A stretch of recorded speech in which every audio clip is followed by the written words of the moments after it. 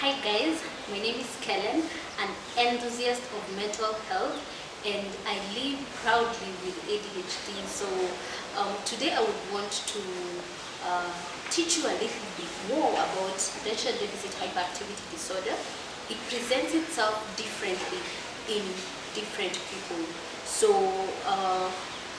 I will read a few things from my book. I am an author of The Art of Being Neurospicy, and one of the things that ADHD presents itself is in impulsivity. By the way, as I continue to speak, you can listen to the different ways in which it presents itself, and it can help you to also know if you might be having ADHD. Now, number one, impulsivity. Does this describe you? I often buy things impulsively, or I need to try very hard not to. Number two, I often interrupt people when they are talking, or I need to try very hard not to. Number three, I often avoid doing things if it means I need to wait. Or I often feel very frustrated and angry when I need to wait, e.g. like long queues. You cannot, but then you see a queue is long and you just want to go away or cut the queue. Number four, I often say inappropriate things impulsively, or I'm cautious around people because I know I tend to say inappropriate things impulsively. All that describes the aspect of ADHD called impulsivity. Could that be you? Okay. Another aspect of ADHD is inattention. So does this describe you? I often make mistakes because I'm distracted by something else, or I know I need to focus hard on something to avoid making simple mistakes. Number two, in the aspect of ADHD called inattention, I prefer shorter projects to longer projects. And number three, I often struggle to stay focused on things that I find boring, or I need to force myself very hard to focus when something is boring. Now, these things might not describe you, all of them.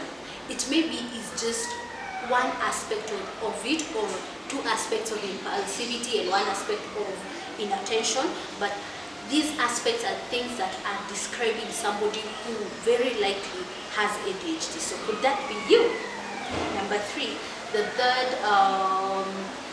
aspect of ADHD is physical hyperactivity. And things that describe physical hyperactivity are like, I often do many tasks or chores simultaneously, or I struggle to complete projects that I began.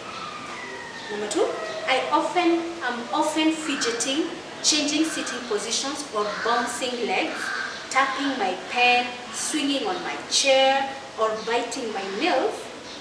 Or I like to fidget, but I try very hard to suppress it so that people don't judge me. Have we not all gone through that?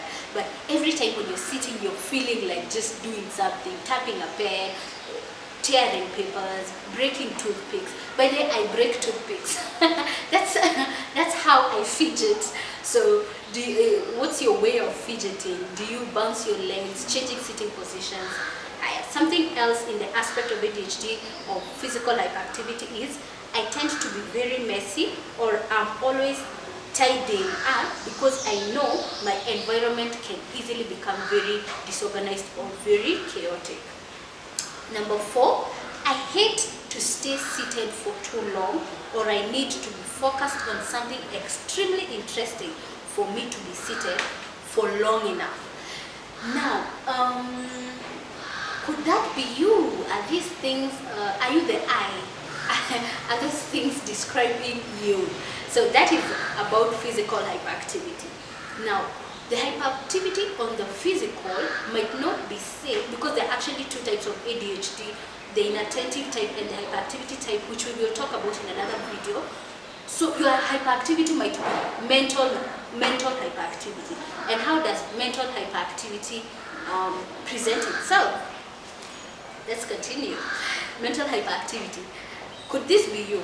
My to-do list are down to the last detail, e.g. wake up, take bathroom break, move my flask from home to the office, etc. And I feel like it gives me structure to get things done. Could that be you? I often struggle to follow instructions, or when I need to follow instructions, I tend to be very cautious because it's not easy for me. Like if you look away, when somebody's giving you instructions, it's gone, you've missed it. Number 3, in mental hyperactivity, I tend to get overwhelmed when I have to do complex tasks that require a lot of organization. Like, ukiingia in a room and it needs you to get organized, and you just feel so overwhelmed, unashanga, where will I start, you know? Number 3, I tend to over-explain everything. Oh my God. I know there are many people who will relate to this. Like, when you're trying to say something, you find that you have so many words to explain what you are saying, and you tend to over-explain everything, and it is without even knowing, you just find yourself. So you find that people often tell you, can you get to the point, or maybe what are you trying to drive to, you know? So that's also an aspect of mental hyperactivity, actually. Something, I talk a lot and speak very fast. You may find that you find yourself, especially because of the over-explaining, you find that you talk a lot, and sometimes the speed of your speech is like so fast that people tell you to talk really quickly. Like, I repeat, I didn't hear what you said, or something like that. That's also a sign of mental hyperactivity. I often lose track of my train of thought mid-sentence, or just blank out what I want to say before I forget it. You are the people who will say something like, where was I? You know, you lose your train of thought in the midst of a sentence, or let's say in a discussion, and a point comes, you feel the need to say it immediately. Otherwise, if you don't say it immediately, it will get lost. So you just say it. That's also a sign of mental hyperactivity. Also, another sign of mental hyperactivity, and maybe today we will not cover all of them. Those are just several of them. Your typing work often has a lot of skipped words, half-written sentences, typos, and grammatical errors.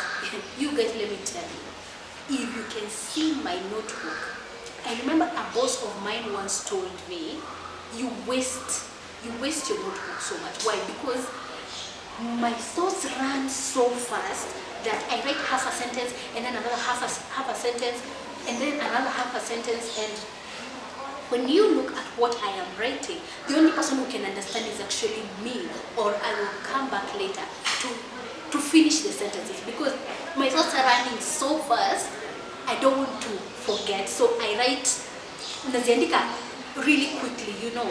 So that's also a sign of mental hyperactivity. Also, a funny story, my dad once came home and told us that their secretary at work is most likely having ADHD because her work has so many grammatical errors, like her mind thinks faster than she can write. So you find that instead of writing, let's say maybe, I shall come tomorrow, you find that she's written, I shall tomorrow come. The tomorrow came faster than she could write, so she skipped some words and ended up writing maybe a sentence that cannot be understood or can only be understood by her. That's a sign of mental hyperactivity. Another sign of mental hyperactivity is I often zone out and drift my mind off to other random dots when I have to do lengthy listening. Oh my God, you guys. The struggle of having to sit through a full sermon or a full lecture. My train of I zone out, you know, or my mind just drifts to thinking about more interesting things. And that's definitely a sign of mental hyperactivity. Also, I struggle to relax and unwind, or I relax by doing things that most people do not consider relaxing. Do you know, I remember a friend of mine in campus who would only sleep with full blast music. Like, not the soft music that drives us to sleep. How she relaxes by full blown music. And you will find that with people who have ADHD, their way of relaxing is very unconventional. Like, their friends are not able to understand how do you do that to relax, whereas I put off that in order for me to relax. You understand? Now, coming towards the end, another aspect of mental hyperactivity is at night. I often struggle to fall asleep because my mind is racing. Now, this aspect is what will make you to find that most people who have ADHD, they are late night sleepers. Because just falling asleep itself is work, you know. They have too many things in their mind, that mental hyperactivity. And sometimes the only thing, you will find that for some people, the only thing that will calm that hyperactivity for them to fall asleep is medication, literally. Like, unless they take their medication, they know they'll fall asleep like at 3 and 4, and it is not very good for you because tomorrow you need to go to work. That is the reality of mental hyperactivity. Last but not least, I often lose track of conversations because I'm distracted by my own thoughts. Have you found that maybe you're talking with somebody and they ask you a question and you're like, wait, what did you ask? Because first and foremost, you don't even remember what they were talking about. Somewhere in the middle of the conversation, your mind just drifted. It happens, and it happens because of that aspect of ADHD called mental hyperactivity. Now, today we definitely cannot manage to go through all those aspects of aspects of ADHD, but all those were from my book, The Art of Being Neurospicy, which you can definitely find in Nuria bookstore. The Art of Being Neurospicy, and you will find far many other things. The self-assessment test, if you tick too many boxes of it, and I have written a score down there, it will let you know if actually you've been battling ADHD, and it could be what has been the enemy of your productivity, and it is good to go and see a psychiatrist. So thank you guys for listening to me. We will talk more about ADHD. Tell me, what would you want to know about ADHD, or what are your comments? What questions do you have? You can write them in the comment section. Today we were shooting in this beautiful place called Tech House.